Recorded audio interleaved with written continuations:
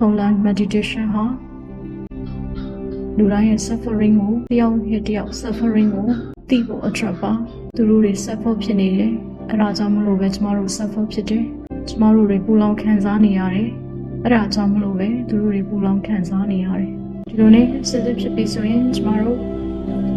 မိမိကိုမိမိမေတ္တာပေးဝေရအောင်မိမိကိုမိမိမေတ္တာပေးဝေရဲဆိုတော့ကိုစိတ်ထဲရတယ်မဟုတ်ဘူးကိုခန္ဓာကိုတိဆောက်ထားတဲ့ cells ပေါင်းများစွာကိုမေတ္တာပေးဝေတာနဲ့တူတူပါပဲမေတ္တာပေးဝေမဲ့ mantra ကတော့ May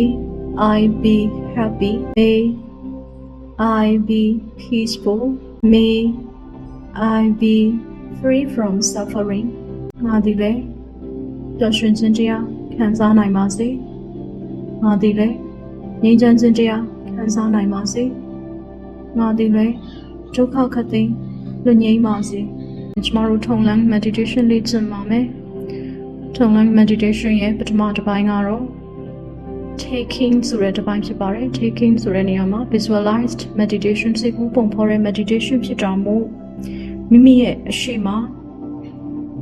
မိမိနဲ့ကြောက်ကစားဖြစ်နေတဲ့သူတွေ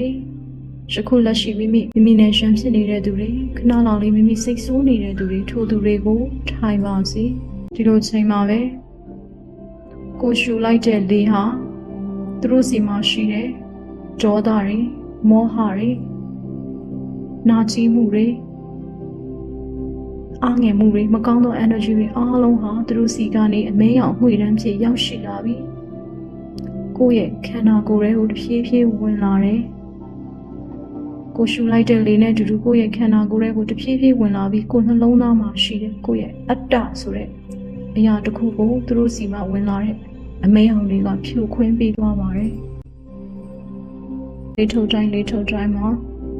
ကိုယ်စီမှာရှိတဲ့ချစ်ချင်းမေတ္တာတွေခုနကကျမတို့မိမိကိုမိမိပေးထားတဲ့မေတ္တာတရားတွေရှိတယ်အေးချမ်းမှုတွေ